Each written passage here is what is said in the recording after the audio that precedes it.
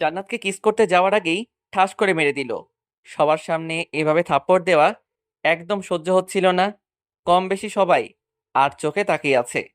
জান্নাত মুখে হাত দিয়ে চুপ করে আছে। আমি নিজেও কিছু বলতে পারছি না, শুধুমাত্র গালে হাত দিয়ে দাঁড়িয়ে আছি। সাইফ উঠে আমাদের কাছে আসলো। জান্নাত, তুই ওকে মারলি কেন? কি হলো, কথা বল। আমি সরি, তোমাকে আমি মারতে চাইনি, বাট তুমি সবার সামনে কিস করতে আসাতে কেমন একটা লাগছিল, তাই না চাওয়াতেও মেরে দিতে বাধ্য হয়েছি। প্লিজ আমাকে মাফ করে দাও। হুম। তুই জান্নাতকে কিস করতে চাইছিলি মানে? সাইফকে কিছু না বলে সেখান থেকে চলে আসতে লাগলাম। চাই না বিয়ে বাসায় এমন কোনো সিন ক্রিয়েট হোক যেটা করলে সবার মন খারাপ হয়ে যাবে। কোথায় যাচ্ছিস? এখানেই। আমার উত্তর দিয়ে যা। বন্ধুরা সবাই চলে আসছে। কি হলো বল, কেন তুই ওর সাথে এমনটা করতে চাইছিলি? সরি। নিলয়, তোকে আমি অনেক ভালো মনে করতাম, আর তুই এমন হবি কখনো ভাবতেও পারিনি। কি হয়েছে সাইফ? নিলয় আমার খালাতো বোনকে কিস করতে গেছিল। তো তো মানে, তোর বোনকে যদি কেউ কিস করে কেমন লাগবে? ভালো লাগবে, তাই না? সাহেব আস্তে কথা বল, সবাই দেখছে। দেখতে দে। শালা, তুই তো আগে কখনো এমন ছিলি না, তাহলে আজ কেন তুই আমার বোনের সাথে এমন করতে আসছিলি? হ্যাঁ, জানাত আমার খালাতো বোন, বাট বোন তো। ভাই, আমি তোকে সব খুলে বলবো, তুই প্লিজ আমার সাথে চল। নিলয়কে আমি অনেক আগে থেকেই চিনি, তুই আমার সাথে রুমে চল। জান্নাত সাইফকে টানতে টানতে নিয়ে যাওয়ার সময় বলল, তুই কারো বন্ধু হওয়ার যোগ্য না, তুই বন্ধু নামের কলঙ্ক। আর কখনো আমার সাথে কথা বলার চেষ্টা করবি না। আর কিছু বলার আগেই জান্নাত সাইফকে নিয়ে চলে গেল। নিলয়, এটা বিয়ে বাড়ি। তোর আর জান্নাতের সম্পর্ক কেউ জানে না। আর তোদের বাসা থেকে মেনে নেবে কিনা সেটাও জানি না। তাদের দুজনের সম্পর্ক কি ঠিক বুঝলাম না। দুজন দুজনকে লাভ করে। তুই জানলি কি করে? আমি তো আসলে, হ্যাঁ মনে পড়েছে, আমাকে কল দিয়ে নিলয় বলেছিল। ওহ, এসব ভালো লাগছে না। চল ওখানে বসি। না, আমাকে যেতে হবে কোথায় যাবি? আরেকটা মায়ের কাছে। কিন্তু আঙ্কেল তো একটা মাত্র বিয়ে করেছে। সেটা রাফিদের থেকে জেনে নিস। আমি গেলাম। আর আব্বু আম্মু কিছু জিজ্ঞাসা করলে বলবি সমস্যার জন্য ওখানে গেছে। হুম। বাই। ভালো থাকিস। আজ সেখানে না থেকে চলে আসলাম। মোড়ের পাশে দাঁড়িয়ে থাকার পর বাস আসলো। কোনো কিছু না ভেবেই বাসে উঠে পড়লাম। অনেক কাজ যে বাকি আছে। অবিদের বাসায় আসতে অনেকটা রাত হয়ে গেল। বাসার বাইরে থেকে কলিং বেল চাপতেই দরজা খুলে দিল। নিলয়, তুই এত রাতে? দেখতে আসলাম। আয়, ভিতরে আয়। হুম। তুই বস, আমি তোর জন্য জুস নিয়ে আসছি। সেসব লাগবে না মা, তুমি এখানে বসো, কিছু কথা আছে।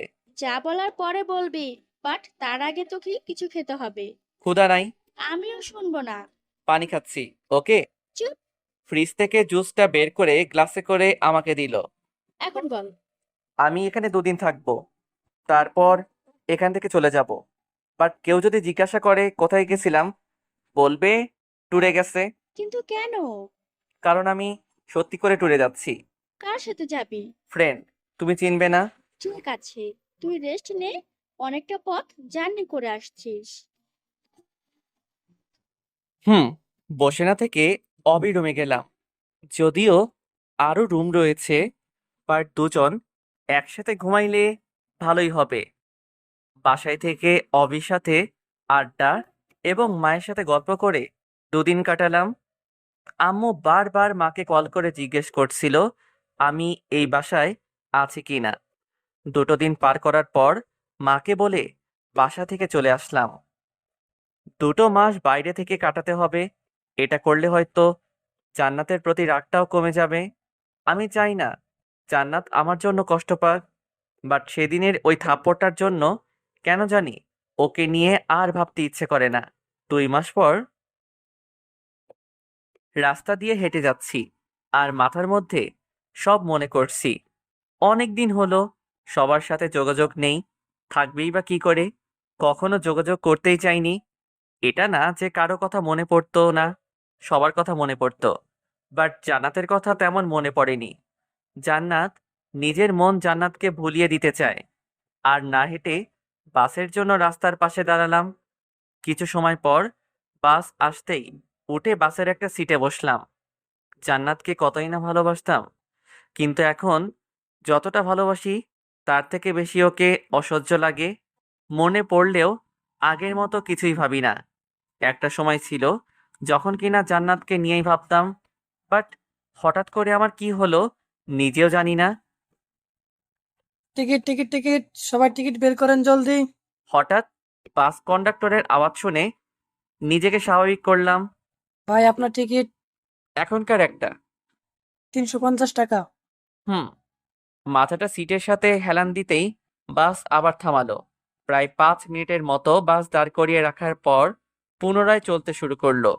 হঠাৎ কোথা থেকে একটা মেডিকেল ড্রেস পরা মেয়ে গাড়িতে উঠে আমার পাশের সিটে বসলো। আমাকে জানালার কাছে বসতে দিবেন প্লিজ। শিওর। সিট থেকে উঠে ওনাকে বসতে দিয়ে অন্য সিটে বসলাম। ধন্যবাদ। হুম। হাই, আমি দীপা। আমি নিলয়। কি করেন আপনি?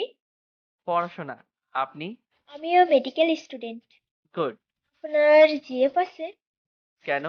না, মানে আপনাকে দেখে অনেক মনমরা মনে হচ্ছে। হয়তো জিএফ প্যারা দেয়। জিএফ ছিল, বাট অনেকদিন আগে ব্রেকআপ হয়ে গেছে। ওহ, আমার বিএফ আছে। যদিও সবসময় আমি নিজেই প্যারা দেই, বাট বেচারা কিছুই বলতে পারে না। কেন? কারণ ও আমার মামাতো ভাই। ছোট থেকে আমাদের বিয়ে ঠিক হয়ে আছে। গুড। দীপার সাথে কথা বলে বুঝলাম মেয়েটা অনেক মিশুক, ফ্রি হয়ে কথা বলতে পছন্দ করে। 5 ঘন্টার জার্নিটা না হয় মেয়েটার সাথে আড্ডা দিয়েই যাওয়া যাক। আমার বাসায় কে কে আছে? আব্বু, আম্মু, ভাই আর ভাবি। বোন নেই তোমার? না। তোমার বাসায়? আব্বু, আম্মু, দাদা ভাই আর একটা ছোট ভাই। বড় দাদা কি করে? একটা ফার্মেসি চালান। আর ছোট ভাই ক্লাস 9-এ। ও। দীপার সাথে কথা বলতে বলতে আমার গন্তব্যস্থলে চলে আসলাম। সাবধানে যেও। আর তোমার সাথে পরিচয় হয়ে অনেক ভালো লাগে। আমারও। আল্লাহ হাফেজ। আমি হিন্দু। তোমার দাদা বলাতেই বুঝতে পারছিলাম। সাবধানে যেও। প্রিয়। দীপাকে বিদায় জানিয়ে রিক্সা নিয়ে বাসার উদ্দেশ্যে রওনা দিলাম। অনেকদিন পর আবার বাসায় আসছি। বাসার সামনে আসার পর রিক্সাওয়ালাকে ভাড়া দিয়ে বাসার কলিং বেল বাজালাম। কয়েকবার বাজানোর পর ভাইয়া দরজা খুলে দিল। তুই? হুম। মা বাবা বাইরে আসো, তোমার গুণধর ছেলে ফিরে আসছে। এত চেঁচানোর কি আছে? আমি ক্রিমিনাল নাকি যে চিল্লানি দিয়ে সবাইকে জানাতে হবে? শুধুমাত্র এটার জন্যই তোর সাথে আমার কখনো বনে না। দরকার নাই পড়ার। আমি পাশ কাটিয়ে আসতে যাব, তখনই আম্মু আব্বু আসলো। কোথায় গিয়েছিলি না বলে? বলেই তো গেছিলাম। তুই এমন ভাবে কথা বলছিস কেন? ঠিকভাবেই তো কথা বলছি। কিভাবে কথা বলতে হবে? নিলয়, তুই রুমে গিয়ে ফ্রেশ হয়ে নে, তারপর কথা হবে। হুম। দাঁড়িয়ে না থেকে রুমে গিয়ে ফ্রেশ হয়ে নিলাম। বিছানার উপর বসে আছি, তখন ভাবি রুমে আসলো। মন খারাপ? না। হঠাৎ করেই উধাও হওয়ার কারণ কি বলবেন ভাইয়া? ঘুরতে গেছিলাম। আমাদের রেখেই? তোমাদের সাথে হানিমুনে গিয়ে আমি কি করব? জান্নাত ছিল তো আমাদের সাথে, তুমি গেলেও পারতে। দরকার নেই। খেতে আসো। যাও, আসছি। হুম। ভাবি রুম থেকে যাওয়ার পর আরো কিছু সময় বসে থাকার পর নিচে আসলাম। চুপচাপ খাবার খাওয়ার পর উঠে ছাদে চলে আসলাম। আনমনে দাঁড়িয়ে আছি, তখন ভাইয়া আর ভাবি আসলো। কি করছিস? দেখতেই তো পারছিস। এমন কথা বলার মানে কি? একা থাকতে চাই। ঝগড়া হয়েছে জান্নাতের সাথে? এখানে আমাদের সাথে এমন করার মানে কি? জান্নাত নামের কাউকে চিনি না। তাই নাকি? তো আমি যে ওকে এতগুলো কথা শোনাইলাম সেটা? জানি না। কাল আমাদের সাথে যাবে? কোথায়? আমাদের বাসায়। পারবো না। দেখা যাবে। পরের দিন বাসায় থাকতে ভালো লাগছে না, তাই বের হব, তখন আম্মু ডাকলো। শোন, হুম, বলো। কোথায় যাচ্ছিস? বাইরে আড্ডা দিতে। তুই নাকি অরিতাদের বাসায় যাবি? ভাবি বলেছিল, বাট আমি যেতে পারবো না। অরিতা কিন্তু মন খারাপ করবে, পরে দেখা যাবে আবার নীল তোর উপর রাগারাগি করছে। হুম। একটা কথা জিজ্ঞেস করি, কি? 2 মাস কোথায় ছিলি? ঘুরতে গেছিলাম। টাকা কোথায় পেলি? ছিল আমার কাছে। মিথ্যা বলছিস। আম্মু, আমি এটা বলতে পারবো না। প্লিজ, এটা শোনার জন্য আমাকে চাপ দিবে না। ঠিক আছে। আম্মুর সাথে টুকটাক কথা বলছি, তখন ভাবি আসলো। তুই এখনো রেডি হোস নাই? এভাবেই যাব। আর ড্রেস প্যাক করিস নাই? রুম থেকে কয়েকটা ড্রেস তোমার ব্যাগের মধ্যে নিয়ে নাও। ঠিক আছে। কিছু সময় পর ভাবি রেডি হয়ে ব্যাগ নিয়ে নিচে আসলো। হুম, আমি রেডি। ভাই যাবে না?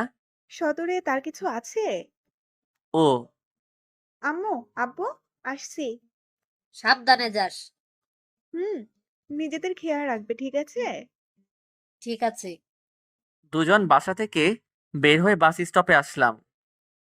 কয়েকদিন থাকবে তাই আর গাড়ি নেওয়া হলো না।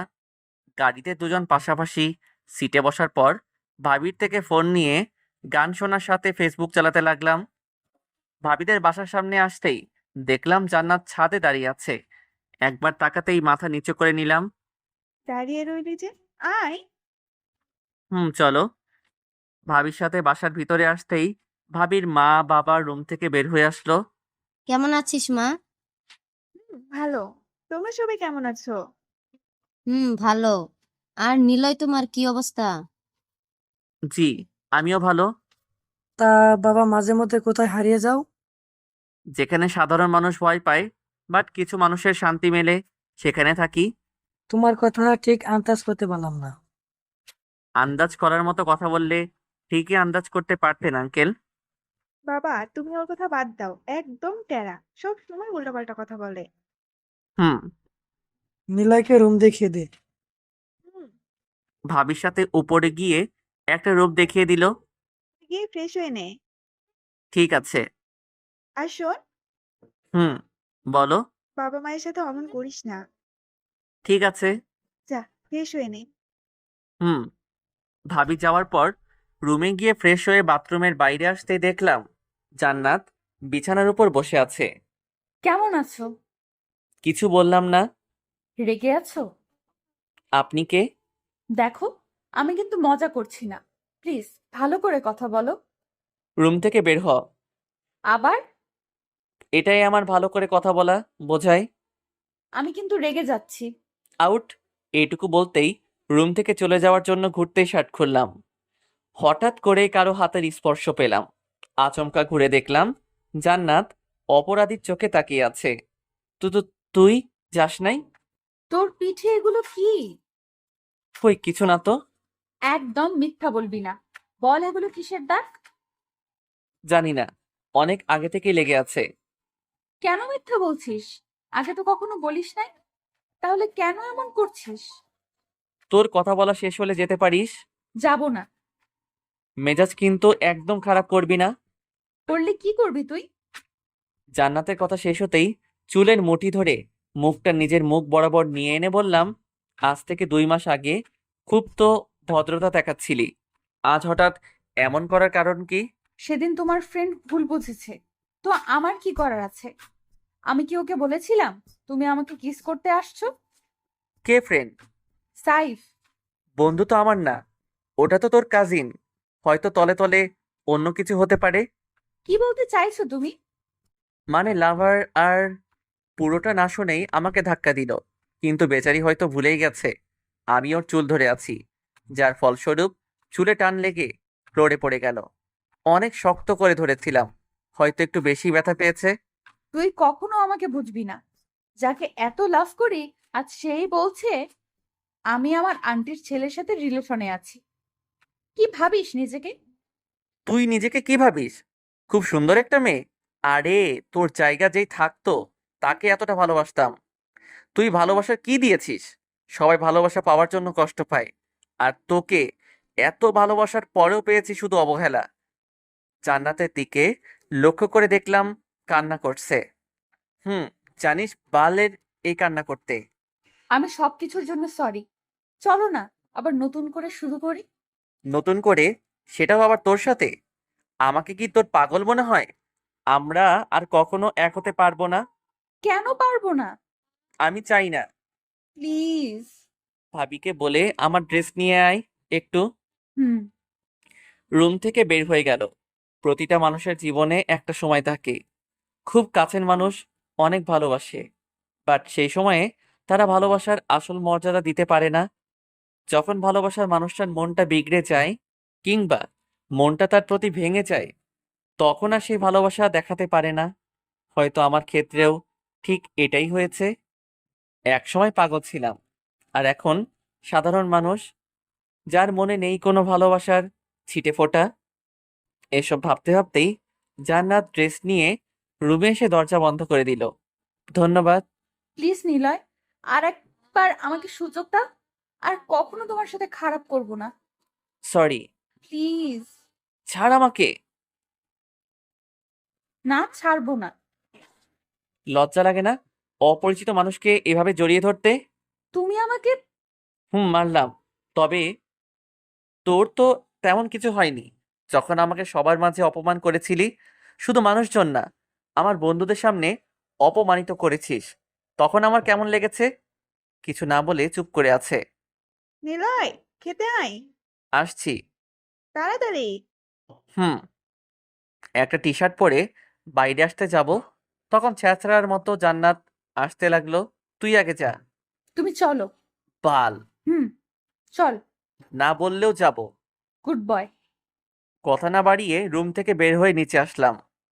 বস এখানে। হুম। খাবার খাওয়া শেষ করে কিছু সময় গল্পগুজব করার পর ভাবিকে বললাম, তোমার ফোন কোথায়? রুমে কেন? লাগবে। দেখ, টেবিলের উপরে আছে, সেখান থেকে নে। রুম কোনটা? ওইটা। ঠিক আছে। বসে না থেকে উঠে গিয়ে ভাবি রুম থেকে ফোন নিয়ে রুমে আসলাম। বিছানার উপর শরীরটা এলিয়ে দিয়ে ইউটিউব থেকে গান শুনতে লাগলাম। ক্লান্ত থাকার জন্য অনেকটা ঘুম পাচ্ছিল, তাই পাশে ফোন রেখে ঘুমিয়ে গেলাম। ফোনের আওয়াজে ঘুম থেকে উঠে কল রিসিভ করলাম। হ্যালো। অরিতা কোথায়? রুমে হয়তো।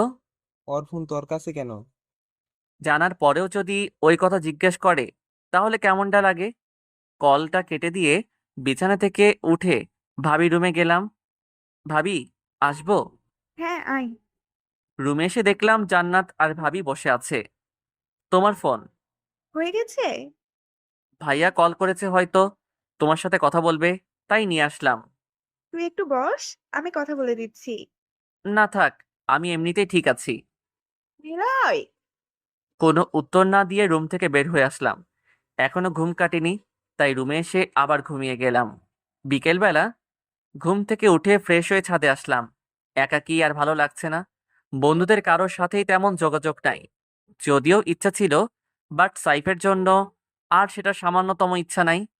হঠাৎ করেই কেউ পেছন থেকে জড়িয়ে ধরা দেখে প্রথমে ভয় পেলেও পরে ঠিকই বুঝলাম, এখানে জান্নাত ছাড়া কেউ করবে না। তখনও চুপচাপ দাঁড়িয়ে আছি। কি করো এখানে? বিরক্তিবোধ লাগছে। তো ছাড় সেমনি। যদি না ছাড়ি? বাবা মা মাংস খাওয়ায় নাই, মানুষের মাংস খাস? না গো, বাট বিয়ের পর দুজন একসাথে খাবো। তোর সাথে জীবনেও বিয়ে হবে না। দেখা যাবে। এখন একটা কথা বলো, মাঝে মধ্যে এমন হুটহাট হারিয়ে যাওয়ার কারণ কি? হারানোর মধ্যে সুখ আছে। তোমার মাথা গাধা।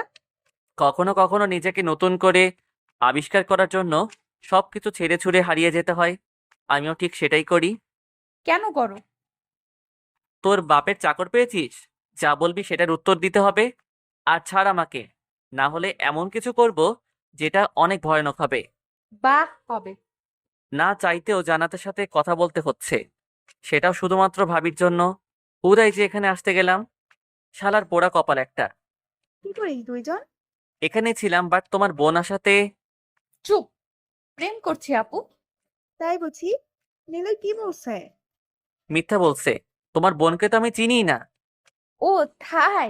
আপু এটা দেখো, তাহলে বুঝতে পারবা। ফোন থেকে পুরাতন কিছু ছবি বের করে ভাবিকে দেখাতেই আমার দিকে আর চোখে তাকালো। কি? আমার বোনকে নাকি চিনিস না? তাহলে এসব কি মিস্টার দেবরজি? ভাবি, তোমরা বেবি নিবে কবে? মানে? বাচ্চা নিবে কবে? সময় বলে দিবে। আপু, ও কিন্তু কথা ঘুরানোর চেষ্টা করছে। দেখ। দেখো না, ইটস দেখো। ভালোভাবে কথা বলবে। বলবো না, কি করবি তুই? আমার সাথে আপু আছে, দুজন মিলে তোমাকে ছাদ থেকে ফেলে দিব। ভাবি, তুমি নিচে যাও। ভাবি চলে যেতেই জান্নাতকে ধরে দেয়ালের সাথে চেপে ধরে জিজ্ঞাসা করলাম, খুব শখ হয়েছে তাই না? হুম, অনেক। শালা ঢ্যাঁড়স, আমি বারবার বলছি তোকে আমি ভালোবাসি, আর তুই আমাকে প্রতিবার ফিরিয়ে দিচ্ছিস। তোকে তো মারাই উচিত। নে মার, এখন তো আমি তোর সামনে আছি। হাত ছাড়, দেখ কি করি। তুমি আমার চুলও ছিঁড়তে পারবে না। আসছে সাহস দেখাতে। আগে হাত ছাড়। নে, ছেড়ে দিলাম। জান্নাতের হাত ছেড়ে দেওয়ার সাথে সাথে মাথার চুল খুবলে ধরে দুজনের ঠোঁট এক করে নিল, যেটা আমার একদম ভালো লাগছে না। জান্নাতকে ছাড়িয়ে ঘাড় ধরে ধাক্কা দিয়ে দূরে ঠেলে দিলাম। লুচ্চামি করার জায়গা পাস না? হুম, শুধু তুমিই তো আছো। ভাগ এখান থেকে। কোথায় যাব বাবুটা? এখন কিন্তু রেগে যাচ্ছি। আমি কি লেবুর শরবত আনবো জানু?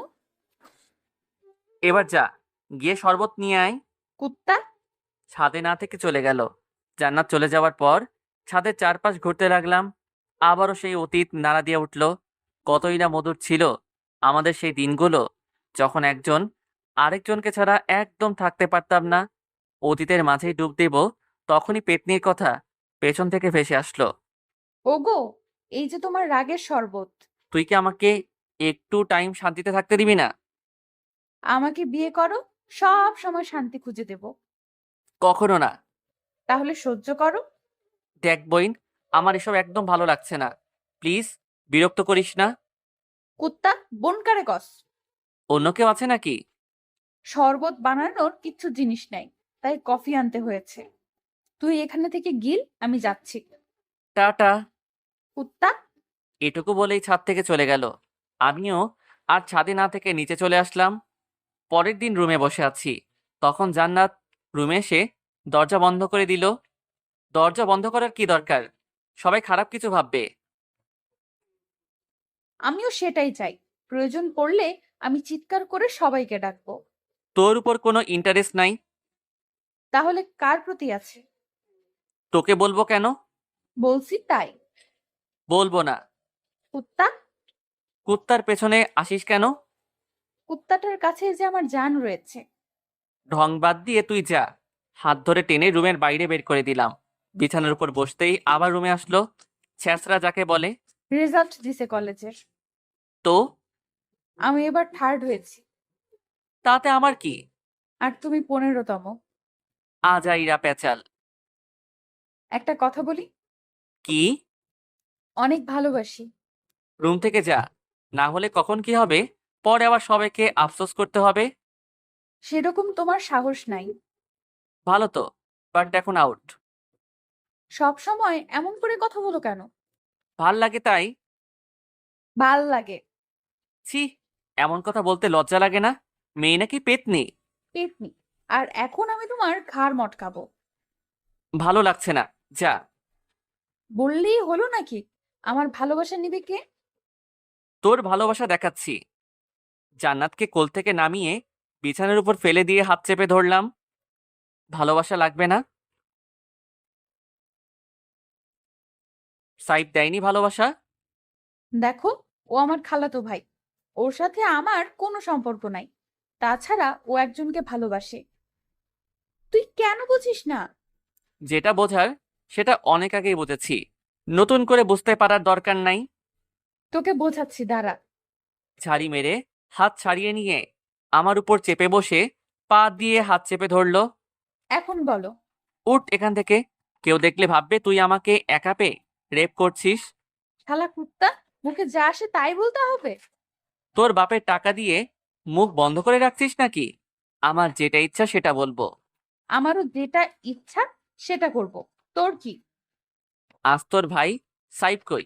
শালা আজকে কেন দেখছে না তার ভালো বোনটা আমার সাথে এসব করছে? তুই আবার ওর কথা কেন বলিস? এখানে আমরা দুজন আছি, ওকে টানার কি আছে?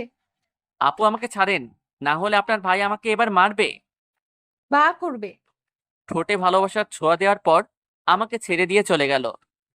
জান্নাত আমাকে ছেড়ে দিয়ে ঠোঁটে ভালোবাসার ছোঁয়া দেওয়ার পর আমার থেকে উঠে চলে গেল। দিন দিন জান্নাতের পাগলামো বাড়তেই আছে। সব সময় কানের কাছে এসে কথা বলবে, 1000 বার বারণ করলেও সেটা শোনার প্রয়োজন মনে করে না। মাঝে মাঝে বিরক্তিকর লাগলেও আবার কখনো না চাইতেও ভালো লাগে। এভাবে আরো 2 দিন চলে গেল। জান্নাতকে এড়িয়ে চললে বেশি বেশি বিরক্তি করে, তাই আর এড়িয়ে না গিয়ে টুকটাক কথা বলি। ছাদের এক কোণে দাঁড়িয়ে আছি, খানিক দূরেই জান্নাত দাঁড়িয়ে পাগলের মতো কথা বলতেই আছে। শোনো, কি? আমাকে এত ভালোবাসো কেন? যদি হারিয়ে যাই, তোকে আবার কবে ভালোবাসতে গেলাম? তাহলে তোমার ফোনে আমার ছবি দেওয়া কেন? এক সময়ের জন্য ছিল, পরে আর চেঞ্জ করার সময় পাইনি, তাই ওভাবেই আছে। মিথ্যা। আমার সাথে ব্রেকআপ করার পরেও কয়েকদিন তোমার কাছে ফোন ছিল। কই, তখন তো কিছু করো নাই। আজাইরা। আজাই রানা, সত্যি। মিথ্যা। তোকে আর ভালোবাসি না, কিছুদিন পর আবার চলে যাব। ভালো না বাসলে ফেসবুকে রিলেশনশিপ স্ট্যাটাস দেওয়া কেন? অন্য কাউকে লাভ করি। কুত্তা। মারার জন্য আসতেই ধাক্কা দিয়ে দূরে ঠেলে দিলাম। তুই এখানে? হঠাৎ কারো কথার আওয়াজ শুনতে পেয়ে সামনে দেখতেই দেখলাম সাইদ দাঁড়িয়ে আছে। তোর হয়ে মারামারি করার জন্য পার্টনার আসছে। নিলয়। আমি কি? তোর সাথে আমার কিছু কথা আছে। সরি, আপনি কে? নিলয়, আমি মজা করছি না, আমি সিরিয়াস। তো আমি কি করতে পারি? তোর সাথে আমার কোনো কথা তো থাকতে পারে না। ভালো থাকিস। পাশ কাটিয়ে আসতে যাব, তখন সাইফ হাত ধরলো। বলছি না, কথা বলার ইচ্ছা অনেক আগে শেষ হয়ে গেছে। আমি সরি সেদিনের জন্য। আমি তোদের সম্পর্কে কিছুই জানতাম না, আর তুই নিজেও কখনো আমাদেরকে বলিস নাই। যে বন্ধু সবার সামনে হুমকি দেয়, তাকে আলাদাভাবে বললে তো হয়তো মারার জন্য প্ল্যান অবধি করতো। আমি sorry. But it's not okay. ওদের আর কোনো কথা না শুনে চলে আসতে লাগলাম, কিন্তু সেটা আর হয়ে উঠল না। জান্নাত দৌড়ে এসে পেছন থেকে কাঁধে উঠল। ক্ষত স্থানে ব্যথা পেলেও দাঁত চেপে সহ্য করে নিলাম। বাবু প্লিজ, আমার ভাইটাকে ক্ষমা করে দাও। তুই কে যে তোর কথা শুনবো? আমি তোমার বউ, তাই। বউ হতে যোগ্যতা অর্জন করতে হয়, যেটা তোর মধ্যে নাই। আর তোকে কখনো আমি বিয়ে কেন, 2বার রিলেশনই যাব না। I love you. I hate you. সঠিক উত্তর না দিলে তোমার থেকে নামবো না। মেজাজ একদম খারাপ হয়ে গেল। মন চাইছে এখন ছাদ থেকে লাফ দেই। ভাবির থেকে শুনেছি তাদের বাসার সাথেই একটা পুকুর আছে। ছাদের পেছনের দিকে যেতেই দেখলাম পুকুরটা একদম ভবনের সাথেই। কাঁধে থেকে নাম, না হলে পুকুরে ফেলে দেব। দাও, তবুও ছাড়বো না। সত্যি ফেলে দেব। তো দাও। তোকে ভালোভাবে বলে কোনো লাভ নাই। ছাদের রিলের উপর উঠে দাঁড়াতেই সাইব বলল, কি করছিস এসব? সুইসাইড করব। খুব তো বোনকে ভালোবাসিস, চাইলে এখনো ছাড়িয়ে নিতে পারিস। না, তুই আসবি না। মরলে মরবো, তবুও না। নিলয়, জান্নাত কিন্তু সাঁতার জানে না। তাতে আমার কি? আর কোনো কথা না বাড়িয়ে ছাদ থেকে লাফ দিতেই জান্নাত অনেক জোরে চিৎকার করে উঠল। কয়েক সেকেন্ডের মধ্যেই দুজন পুকুরে পড়লাম। ভাগ্য অনেক ভালো, অনেক পানি ছিল। জান্নাত আমাকে ছেড়ে দিয়ে বাঁচার জন্য জলের মধ্যে নাকানি চুবানি খেতে ব্যস্ত। কিছু সময় জান্নাতকে এমন কষ্ট পেতে দেখে ভালোই লাগছিল। যখন দেখলাম জান্নাতের হাত আর কাজ করছে না, তখন এক হাত দিয়ে জান্নাতকে সামান্য করে উঁচু করে পাড়ে নিয়ে আসলাম। চোখগুলো একদম ছানা বড়া হয়ে গেছে। পা দুটোকে হাত ধরে চেপে বারবার কাশি ফেলছে। হয়তো একটু পানিও খেয়েছে। না চাইতেও মুখের কোণে হাসি ফুটে উঠল। তবে জান্নাতের এদিকে কোনো চিন্তা নেই, মাথা নিচে করে বসে আছে। এমন করে কিছু সময় থাকতেই সাইফ আসলো। আসার সাথে শুরু হলো তার জ্ঞান দেয়া। তোকে বললাম না জান্নাত সাঁতার জানে না? তারপরেও কেন ওকে নিয়ে চাপ দিতে হবে? তুই মরবি মর, ওকে সাথে নেওয়ার কি দরকার আছে? যদি ওর একটা কিছু হয়ে যেত? তোর বোনকে আমি না, সে নিজেই আসছে আমার কাছে মরার জন্য। তুই আসলেই মানুষই না। এটুকু বলেই জান্নাতকে ধরে নিয়ে যেতে লাগলো। অনেক ভালো মানিয়েছে। আফিয়ার সাথে ব্রেকআপ করে নতুন করে রিলেশনে যা। আমি তোর হয়ে আফিয়ার থেকে সরি বলে নেব। অনেক হয়েছে, আর না। কি ভাবিস নিজেকে অনেক বড়? শালা, তুই আমার ফ্যান বলে বারবার বেঁচে যাচ্ছিস, না হলে তোকে। আমাকে কি? যা এখান থেকে। আমার দিকে আর না ফিরে ওরা দুজন চলে গেল। বাইরে না থেকে বাসার ভিতরে গিয়ে দেখলাম সবাই জান্নাতকে ঘিরে রাখছে। রুমে যাওয়ার সময় কিছু একটা কথা কানে আসতেই থেমে গেলাম। তুই সাঁতার না জানার পরেও কেন পুকুরে যাস? ওর ইচ্ছে তো পুকুরে পড়ে নাই, মানে? ওকে নিয়ে পুকুরে ঝাঁপ দেওয়া হয়েছে। কে সে? এ আবার আমার জামাইয়ের ছোট ভাই। নিলয়, তুই এখানে? তোমার খালাতো ভাইয়ের কথা শুনছিলাম। আমার সাথে চল। হাত ধরে উপরে যাওয়ার সময় জান্নাত বলল। নিজের বোনকে রেখে ওই ছেলেটার যত্ন নেওয়া হচ্ছে, তাই না? নিলয় আমার দেবর হয়। ওর কোনো সমস্যা মানে আমার পরিবারের, আর আমার পরিবার মানে আমার। তুই ওই ছেলের জন্য আমাদের পর করছিস? কাউকেই পর করছি না। নিলয়ের সাথে আমার কথা আছে, তাই তো ড্রামা বাদ দিয়ে চুপ করে থাক। তুই অচেনা ওই বাজে ছেলের জন্য তুই আমাকে অপমান করে কথা বলছিস? নিলয় অচেনা বাজে ছেলে না। নিলয় বলতে গেলে আমার ছোট ভাই। আর ওকে কেউ কিছু বললে তাকে আমি ছেড়ে কথা বলবো না। আর কখনো যদি ওকে বাজে কথা বলিস, তাহলে আমার থেকে খারাপ অন্য কেউ হবে না। নিলয়, চল। হাত ধরে টানতে টানতে রুমে নিয়ে আসলো। ওর সাথে গোসল করে নে আগে। ওকে বাথরুমে নিয়ে গোসল করে প্যান্ট আর টি শার্ট পরে বাইরে আসলাম। কি হয়েছিল? আসলে ভাবি, ওর কোনো দোষ নেই। আমি নিজেই ওর সাথে বাজে ব্যবহার করেছি। কি হয়েছিল আমি সেটা জানতে চেয়েছি। প্রথম থেকে খুলে সব ভাবিকে বুঝিয়ে বললাম। তোদের মাঝে সাহেব আসলো কি করে? জানি না, হুট করে ছাদে চলে আসে। ঠিক আছে, এখন খেতে চল, তারপর ঘুমাস। খেতে আর ভালো লাগছে না, তোমরা খেয়ে নাও। থাপ্পড় দিয়ে গাল লাল করে দেব। আমার সাথে চল। ভাবি, পরে খাবো। স্কুটার চালাতে পারিস? বাইক চালাতে পারি, আর লেডিস বাইক পারবো না। তাহলে চল কোথায়? আমার ফেভারিট জায়গায়। এখন? না গাধা, চল তোর ভাইকে কল করে ওকে আসতে বলে দেই। ওকে। বসে না থেকে ভাবির পিছে পিছে আসতে লাগলাম। তবে মাথার মধ্যে জান্নাতের কথাগুলো ঘুরছে।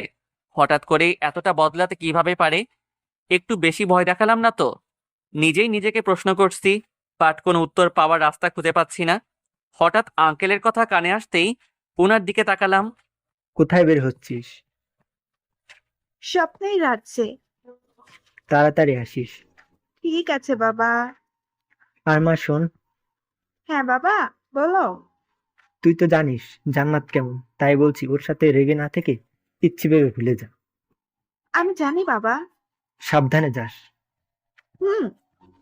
ভাবির সাথে বাসায় বাইরে এসে স্কুটি স্টার্ট করে বললাম, ভাবি, কাল আমি বাসায় চলে যেতে চাইছি। কেন? এখানে কি সমস্যা? কলেজ খুলছে অনেকদিন হলো, এখন তো ক্লাস করতে হবে। তাহলে আমি এক সপ্তাহের ছুটির কি হবে? তুমি থেকে যাও। সেটার দরকার নেই। তুই আর মাত্র 3 দিন থাকবি, তাহলে আমার ছুটিও শেষ হবে, বাসায়ও যাওয়া হবে। ওকে। ভাবির সাথে কথা বলতে বলতে ভাবির স্বপ্নের রাজ্যে আসলাম। যদিও এটার নাম সুইচ গেট, তবে তার কাছে স্বপ্নের রাজ্য কেন সেটা ভাবি বলতে পারবে। দুজন বসে কথা বলার পাশাপাশি বাদাম খাচ্ছি, তখনই পুলিশের গাড়ির শব্দ পেলাম। তোমার পাগল বর ছাড়া অন্য কেউ হবে না? মায়ের খাবি কিন্তু। এত সুন্দর জায়গাতেও তার নাকি পুলিশের ইউনিফর্ম পরে আসতে হবে?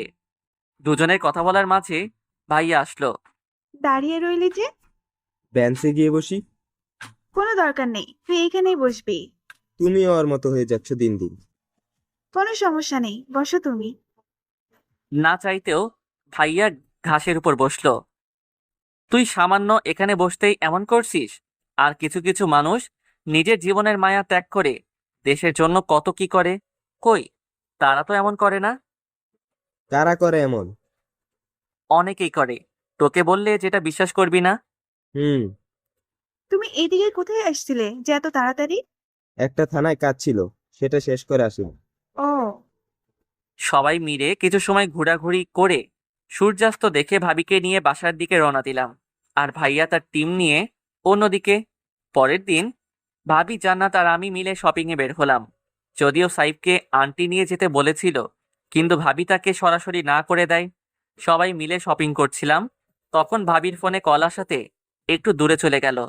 জান্নাত নিজের মতো সব কেনাকাটা করছে, আর এদিকে আমি চুপচাপ বসে ওর শপিং করা দেখছি। হঠাৎ করে তখন গতকালকের ঘটনা মনে হতে বললাম, সরি। সরি কেন? গতকাল অমন করা আমার ঠিক হয়নি। তো কেন করছিলি? সরি বলছি তো। তুই কি ভেবেছিস তুই এমন এমন ব্যবহার করবি আর সবকিছুর জন্য আমি তোকে ক্ষমা করে দেব? খুব সহজ, তাই না? তাই। তোর সাথে কথা বলার আমার একদম ইচ্ছা নাই। বাট আমার আছে। আপু যে কোথায় গেল? উঠে একদিকে হাঁটতে শুরু করে দিল। তবে কেন জানি মনে হচ্ছে জান্নাতের রাগ ভাঙাতে হবে, তাই হাত ধরে কাছে টান দিলাম। কোথায় যাচ্ছ? হাত ছাড়। ছাড়ার জন্য তো ধরিনি। লজ্জা করে না একটা মেয়ের হাত ধরতে? বাসায় মা বোন নেই, মেয়ে দেখলেই তাদের হাত ধরতে ইচ্ছে করে, তাই না? আপু, কি করেছে এই ছেলে? আমাকে বিরক্ত করছে। কিরে, মেয়ে দেখলে হিরো হতে ইচ্ছে করে, তাই না? আপনারা আপনাদের কাজ করুন। আমরা দুজন দুজনকে অনেক ভালো করে চিনি। আপু, আপনি ওকে চেনেন? না। কিরে, খুব তো বলেছিলি চিনিস। এখন তোকে তো দেখছি উত্তম মাধ্যম দিতে হবে। পরে তোকে আফসোস করতে হবে। তুই আমাকে ফিরিয়ে দিলি, সেটাও সবার সামনে। এক মুহূর্ত দাঁড়িয়ে না থেকে সোজা বাসায় চলে আসলাম। এরপরেও ওদের বাসায় যাওয়ার কোনো মানেই হয় না। অনেকটা পথ জার্নি করার পরেও কোনো বিশ্রাম না নিয়ে রুমে এসে ড্রেস প্যাক করতে লাগলাম। আবারও হোস্টেলে চলে যাব। বাসায় থেকে শুধু শুধু ঝামেলা করে কোনো লাভ হবে না। ড্রেস প্যাক করার সময় আম্মু রুমে আসলো। এভাবে হুট করে চলে আসলি যে? ভালো লাগছিল না। ওয়ারিতা আসেনি? না। কোথায় যাবি? ড্রেস গুছাচ্ছিস কেন? হোস্টেলে যাব কেন? পড়াশোনা করার জন্য। আম্মু আমাকে আর কিছু না বলে ভাইয়াকে ডেকে আনলো। কোথাও যেতে হবে না, কলেজ থেকে অনেক আগেই তোর জন্য টিসি নেওয়া হয়েছে। তোকে আনতে বলছে কে?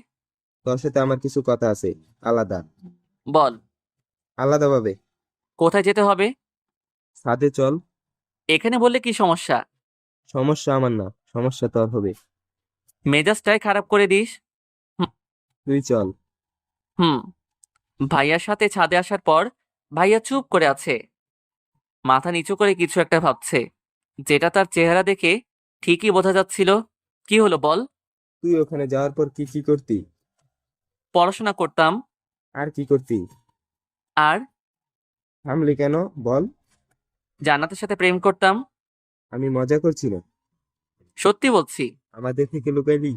হ্যাঁ, আমাকে তুই সহ্য করতে পারিস না, কিন্তু আব্বু আম্মু ওনাদের তো একবারও বলতে পারতি। আরে কি বলবো? তুই জানিস না?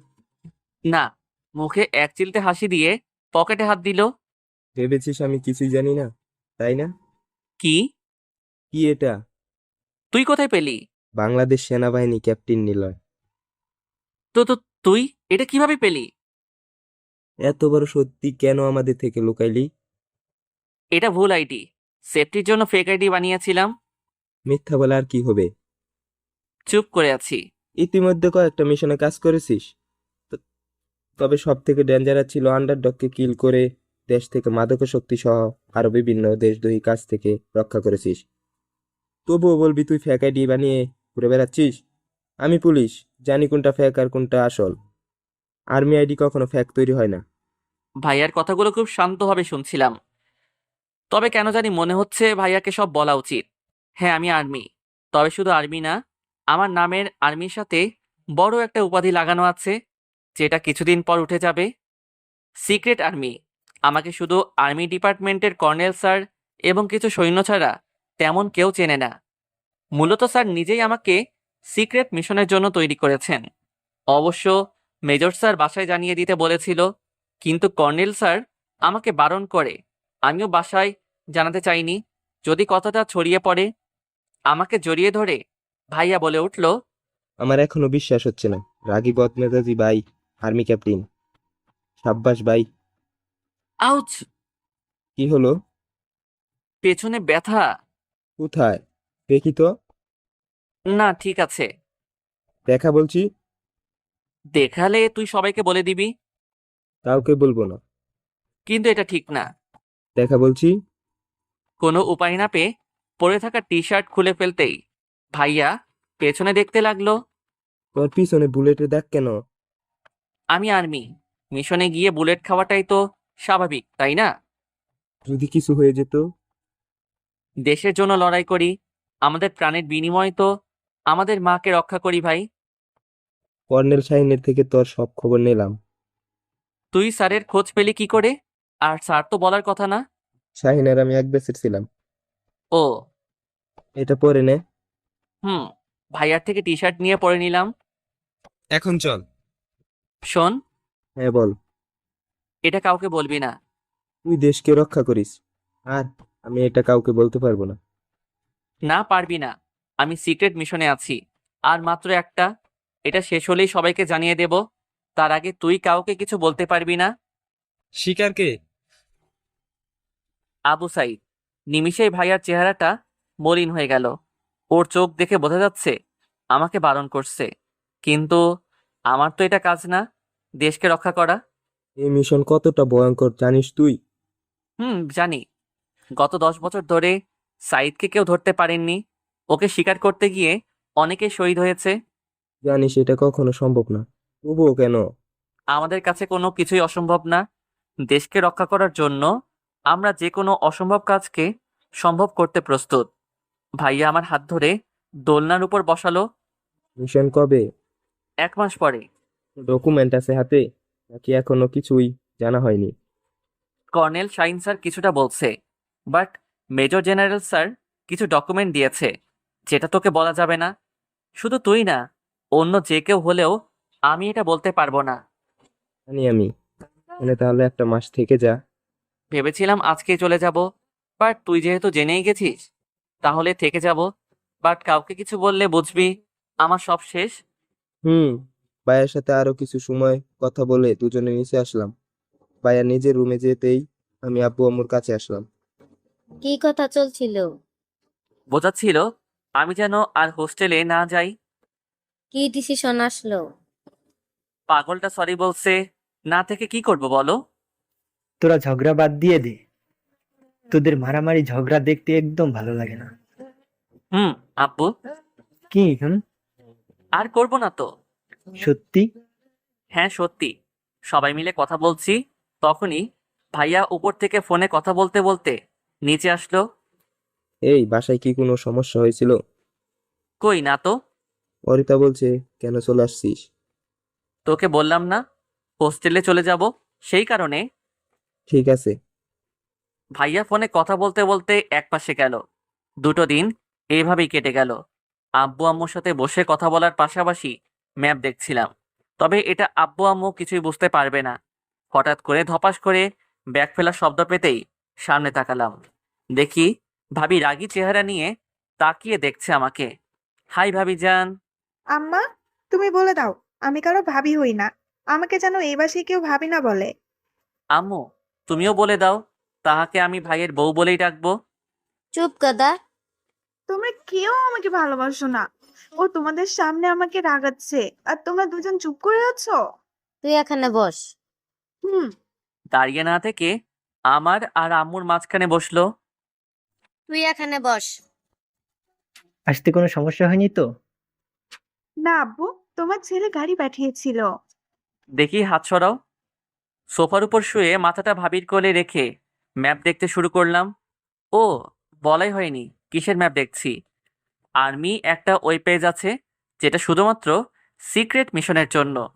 আবু সাইদের ডাটা হ্যাক করা পসিবল না, বাট ওর ম্যাপ দেখা কিছুটা দেখা সম্ভব। তাই ভাইয়ার অন্য একটা ফোন দিয়ে সেই ম্যাপ দেখছি। অন্য সব মিশনের থেকে এটা আমার লাইফের সব থেকে বড় মিশন হতে চলেছে। কি দেখছিস ফোনে? তেমন কিছু না। তুই তোর বোনকে সাথে নিয়ে আসলেও পারতি। কোনো দরকার নেই। কেন? ভাবি, তুমিই বলো। আব্বু, ওর পড়াশোনার জন্য আসতে পারবে না, তবে চাইলে কিছুদিন পরে ওকে আসতে বলবো। না বলাই ভালো। তুই চুপ কর। তুই বরং কিছুদিন গেলে ওকে আসতে বলিস। কত সুন্দর মেয়েটা। শুরু হয়ে গেল জান্নাতের নামে সুনাম করা। একদম রাগ হচ্ছিল। পেট নিয়ে একটা মেয়েকে কি সব সুনাম করছে। মন চাইছে এখনই কান্না করি। ওনাদের কথা থামানোর জন্য মিউজিকে এসে তাহসানের মোমেন্ট দিয়াল গান বাজিয়ে দিলাম। আহ, কত সুন্দর গান। তুই বন্ধ করবি? নেহি। তুই ভালো হবি না। তুই সর আমার থেকে। তুমি উঠে যাও, আমি আম্মুর কোলে মাথা রাখবো। মায়ের খাবি কিন্তু। এভাবে আরো কিছুদিন চলে গেল। ক্লাস করার পাশাপাশি মিশনের প্রতিও কিছুটা মনোযোগী হয়েছি। সব সময় মিশন নিয়ে চিন্তা না করাই বেটার, বরং মিশনের আগে সবকিছুর মায়া ত্যাগ করতে হয়। কখন কি হয়ে যায় সেটা কেউ বলতে পারে না। মিশনের পর যখন জেনারেল আমাকে ক্যাপ পরিয়ে সংবর্ধনা জানাবে, তখন সেই সময়টা আমার জন্য কতটা হ্যাপি হবে সেটা ভাবতে ভাবতেই দীর্ঘশ্বাস ফেললাম। কলেজে যাওয়ার জন্য প্রস্তুত হচ্ছি, তখন ভাইয়া রুমে আসলো। কিছু বলবি? আর মাত্র কয়েকটা দিন। 5 দিন মাত্র।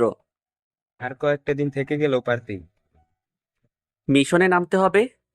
চল তোকে কলেজে নামিয়ে দিয়ে আমি আমার কাজে চলে যাব। তোর দপ্তরে যেতে তো দেরি হয়ে যাবে। যে ভাই দেশকে রক্ষার জন্য জীবন বাজি রাখতে পারে, তার সাথে সময় কাটানোর জন্য কিছু সময় লেট হলেও ভালো লাগবে, বুঝলি? হুম, বুঝলাম। চল এখন। ভাইয়ার সাথে দুজন গাড়িতে উঠে কলেজে আসলাম। গাড়ি থেকে নেমে ভাইয়াকে বিদায় দিয়ে সামনের দিকে যেতেই দেখলাম সবাই আর চোখে তাকিয়ে আছে। শালার বুঝলাম না হঠাৎ করে এত নোটিশ করার কি আছে। বন্ধুদের কাছে এসেও দেখলাম সবাই হা করে তাকিয়ে আছে। ওই, কি হয়েছে? নীল ভাইয়া তোকে নামিয়ে দিয়ে গেল, কেমনে বিশ্বাস হচ্ছে না? কেন জাদু করিস নাই তো? হোপ শালা। কথা বলতে বলতে চোখ গেল সাইফের দিকে। শালা থ্যাঙ্কস, তুই না থাকলে কখনো সম্ভব হতো না। খারাপ লাগছে রে তোকে সবার সামনে ওভাবে বলে। আর কি করব, তুই নিজেই প্ল্যান করেছিস, আমি শুধু সেটাই বলেছি। কিসের প্ল্যান? জান্নাত যেন আমাকে ভুলে যায় সেটার। কেনে? কারণ নীলয় জানাতে যোগ্য ছেলে না। রাইট। তোর রাইটের গোষ্ঠী, তোর জন্য আপুর কাছে আমি খারাপ হয়ে গেছি। সমস্যা নাই, আমি একদিন ঠিকই ভাবিকে বলবো। মনে রাখিস। আচ্ছা শালা, না মানে ভাইয়ের শালা। সবাই মিলে আড্ডা দেওয়ার পর যে যার মতো ক্লাসে চলে গেল। সবগুলো করে বন্ধুদের সাথে কিছু সময়ের জন্য ঘোরাঘুরি করে বাসার দিকে রওনা দিলাম। হয়তো কয়েকদিন পর থেকে আর আড্ডা দিতে পারবো না, কিন্তু সবার সাথে কাটানো কিছু স্মৃতি সাথে করে নিয়ে যেতে ইচ্ছে করছে। শাহিন স্যার বলেছেন এটা অনেক বড় কিছু আমার জন্য, তাই বলে ভয় পাওয়ার কিছু নাই। অনেকেই ফেল হয়েছে মিশনে, শহীদ হয়েছে অসংখ্য সৈন্য। আমার তো একটাই ইচ্ছা, সবকিছুর প্রতিশোধ নেব। সাইদকে ধরে উন্মোচন করব তার জঙ্গি বাহিনীর সব তথ্য। এইসব ভাবতে ভাবতেই বাসায় চলে আসলাম। বাসার কলিং বেল দিতেই ভাবি দরজা খুলে দিল। আরে ভাবি যান, আজ হাসপাতালে যাননি কেন? জান্নাতকে এগিয়ে আনতে গিয়েছিলাম, সেই জন্য। ওকে আনার কি কোনো দরকার ছিল? ছিল তো। আর আম্মা বলেছে, না শুনে কি থাকা যায় বল? থাক, তোমাকে ঢং করতে হবে না, ভিতরে যেতে দাও আগে। আয়। ভাবির সাথে ভিতরে এসে রুমে চলে গেলাম। বন্ধুদের সাথে খেয়ে আসার ফলে ফ্রেশ হয়ে ঘুমিয়ে গেলাম। বিকেলবেলা ছাদে বসে একা একা ম্যাপ দেখছি, তখন ভাবি আর জান্নাত আসলো। কি করিস? গেম খেলি। কি গেম আপু? ভাবি উনিকে। ফাইজলামো করিস? আরে না, সত্যি চিনি না। তোর চিনতেও হবে না। হুদাই একটা অচেনা মেয়েকে বাসায় টেনে আনছে। নিলয়, মায়ের খাবি তুই। ইচ্ছা নাই। তুই বরং নিচে গিয়ে কাজ কর, আমি একাই ঠিক আছি। নিলয়, প্লিজ ওকে এমন কিছু বলিস না। আচ্ছা ভাবি। ভাবি চলে যাওয়ার পর জান্নাত আস্তে আস্তে দোলনার উপর বসলো। দেখে মনে হচ্ছে অনেক ক্লান্ত। আমার একটা কথা শুনবে প্লিজ? কি? জানি তোমার মনে আমার জন্য কোনো ভালোবাসা নেই, কিন্তু নিলয়, আমি তোমাকে সত্যিই ভালোবাসি। হ্যাঁ, মাঝে মধ্যে তোমার সাথে খারাপ আচরণ করি, কিন্তু তারপর নিজেই নিজেকে শাস্তি দিই। সব তোমার জন্যই হয়। তুমি সবসময় উল্টাপাল্টা কথা বলো। সাইফের সাথে আমার কিচ্ছু নাই, আমরা শুধু ভাই বোন মাত্র। আর তুমি আমাদের অন্য কিছু ভাবো। তুমি জানো তো আমি কেমন মেয়ে। কলেজে থাকার সময় কত সিনিয়র ভাইয়েরা আমার সাথে কথা বলার জন্য এসেছে, আমি তাদেরকে কি বলেছি সেগুলো কি ভুলে গেছো? হুম, কি ভুলে গেছি। চাই না অতীতকে মনে রেখে কষ্ট পেতে। তুমি প্লিজ আর একটা মাত্র সুযোগ দাও প্লিজ। জান্নাতের এমন কথা একদম ভালো লাগছিল না। ঝাড়ি মেরে চলে আসতে যাব, তখনই দেখলাম জান্নাত নিজের হাত ধরে কান্না করছে। হাতের জামার রং পরক্ষণেই লাল রং ধারণ করলো। কেন এমন হলো জানি না। নিচে এসে সোফার উপর বসতেই ভাবি বলল, নিলয়, জান্নাত কোথায়? ছাদে আছে। ভাবি আর কোনো কথা না বলে দৌড়ে ছাদে চলে গেল। বুঝলাম না হঠাৎ করে এমন করার কারণ কি। চুপচাপ সোফার উপর বসে আছি। তখন দেখলাম ভাবি আর নিলয় ছাদে থেকে এসে ভাবি রুমে গেল। কিছু তো একটা হয়েছে, না হলে এমন ভাবি কখনো করবে না। আর বসে দেখে লাভ হবে না। টুকটুক করে ভাবি রুমে গেলাম। কি করো? জান্নাতের হাতে ব্যান্ডেজ করা দেখে কিছুটা ভয় পেয়ে গেলাম। তখন দেখলাম লাল রং, আর এখন ভাবির হাতে ব্যান্ডেজ করে দিচ্ছে। দ্রুত জান্নাতের কাছে গিয়ে হাত ধরলাম। কি হয়েছে হাতে? গতকাল বাসায় হাত কেটেছিল, এখন হয়তো আঘাত পেয়েছে, তাই আবার রক্ত বের হচ্ছে। হাত কেন কাটবে? তুই জানিস না কেন? আমি কি করে জানবো? নিলয়, তুই যা, তা না হলে আমি তোকে কখন কি বলে ফেলবো বুঝতেই পারবো না।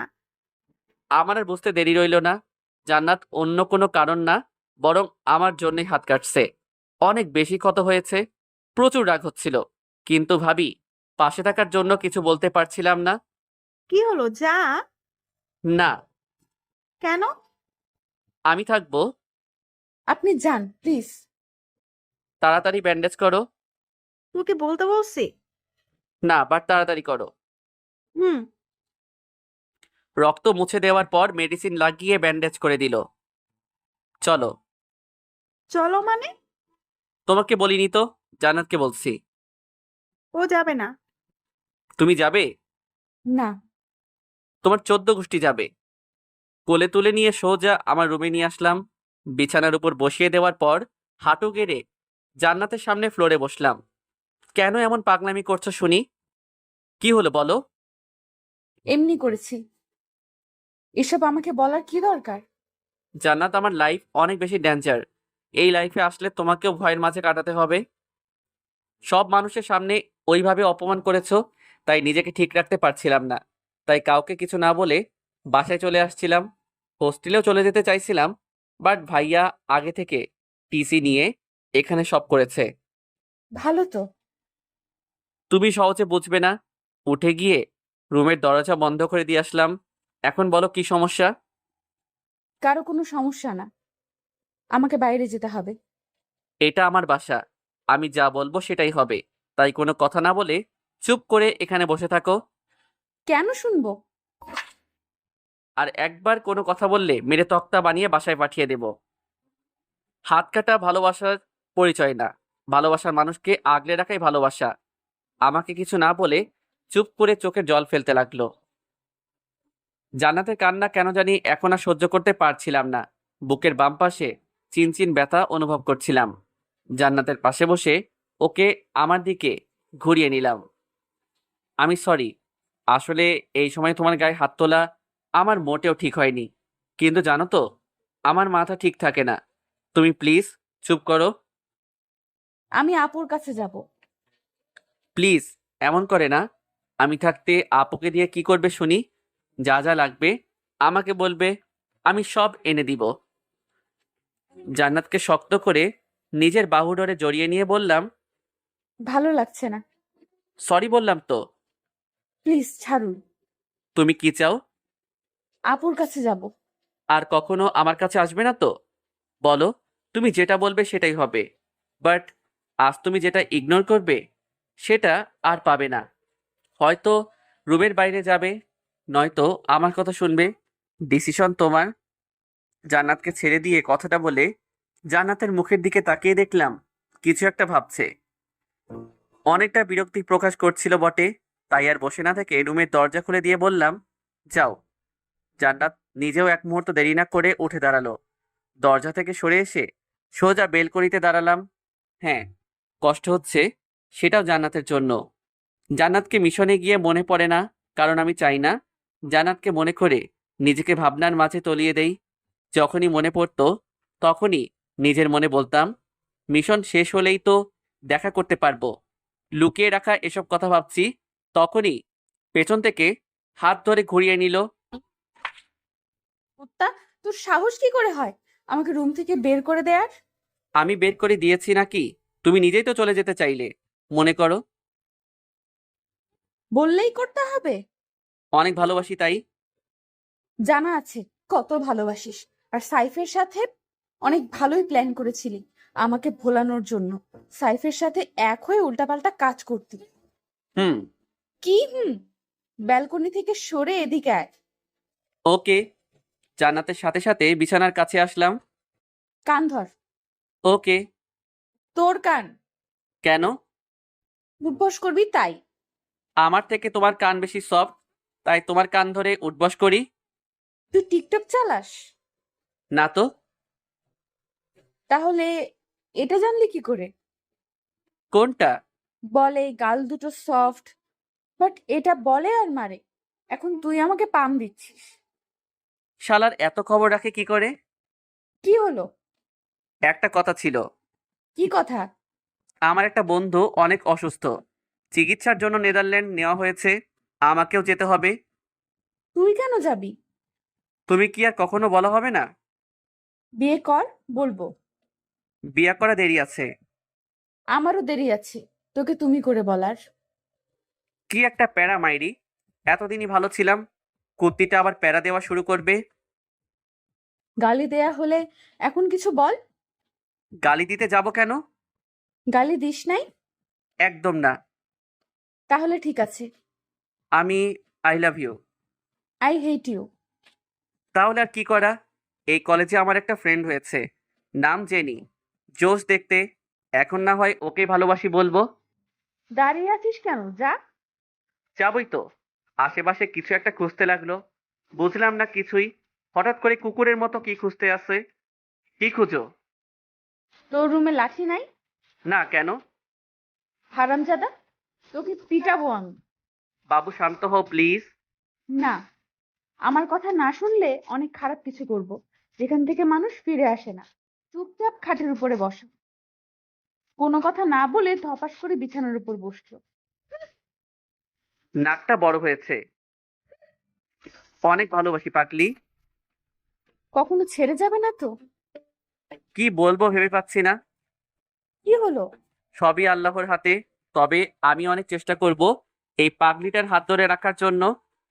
বাসায় বলে বিয়ে করো। দেরি আছে বাবু। ভালোবাসো? হুম।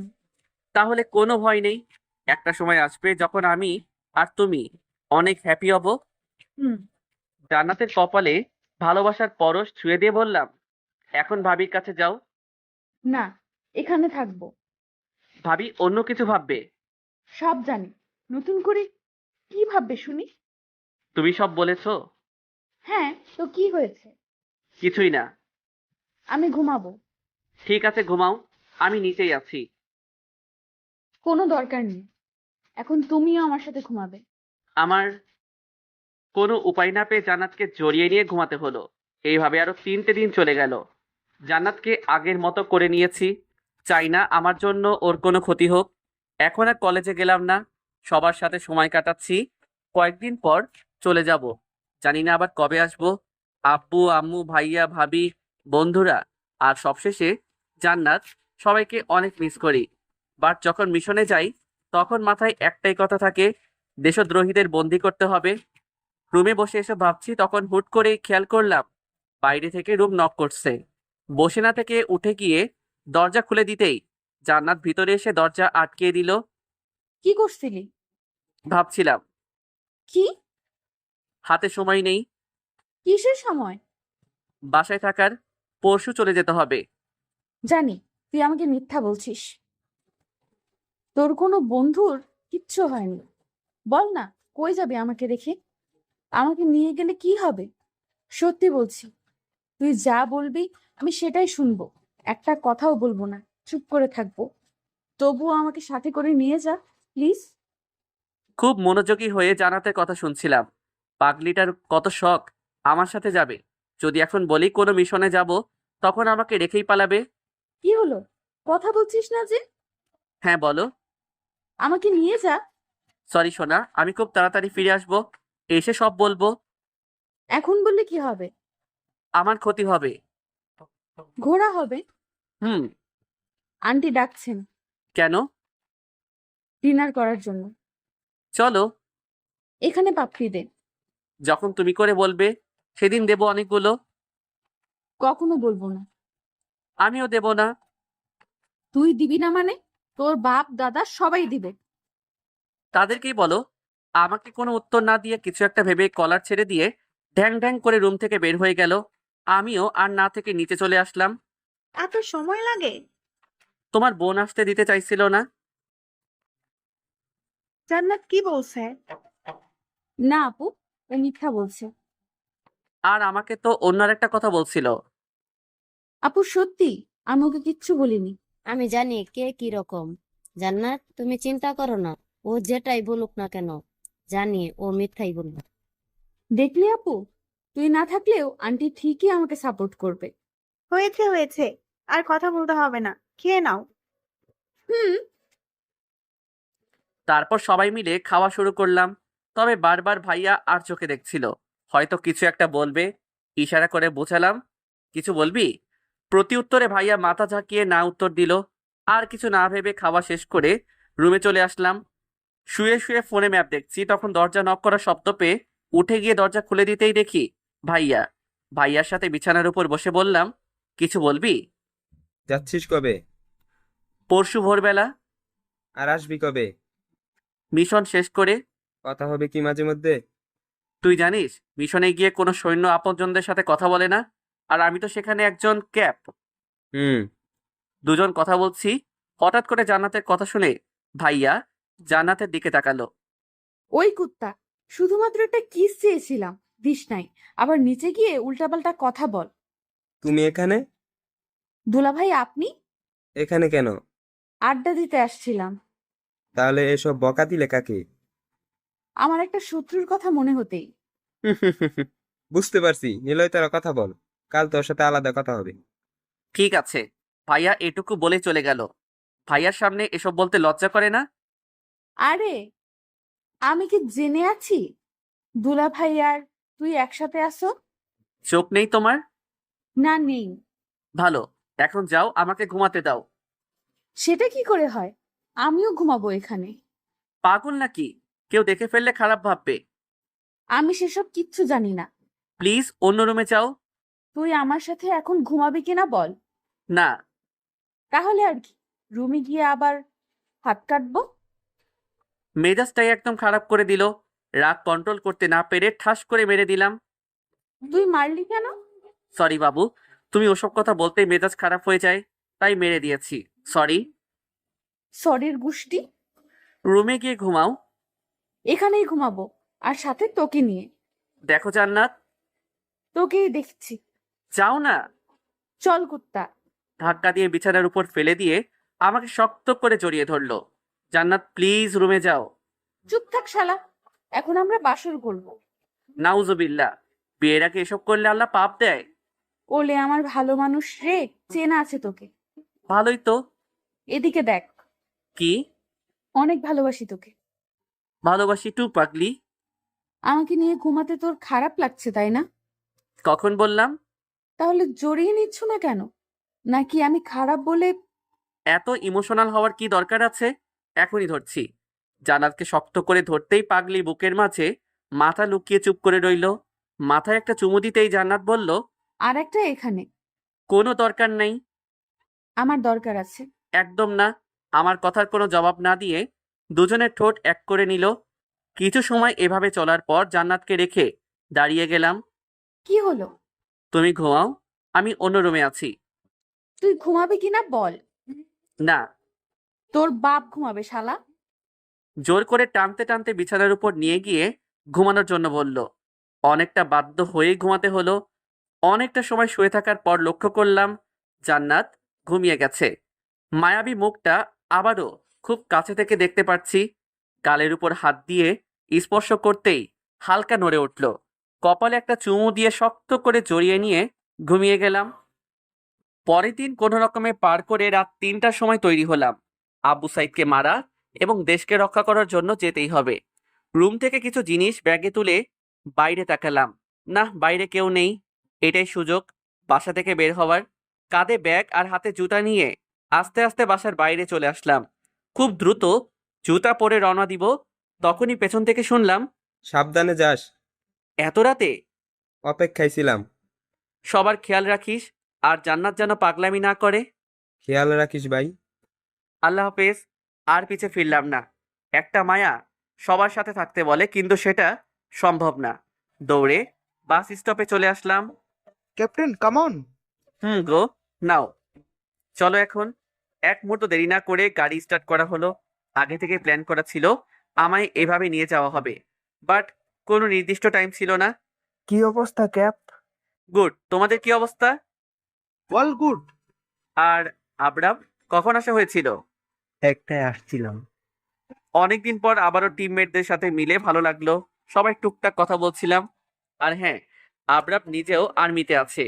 যদিও ওর কোনো প্ল্যান বা ইচ্ছা আর্মিতে ছিল না, বাট ওকে টিমের কথা বলাতেই রাজি হয়ে যায়। গত মিশন মানে আন্ডারটককে মারার সময়টাই আবরামের প্রথম মিশন ছিল, বাট তার আগে তাকে অনেক প্রশিক্ষণ দেওয়া হয়েছে।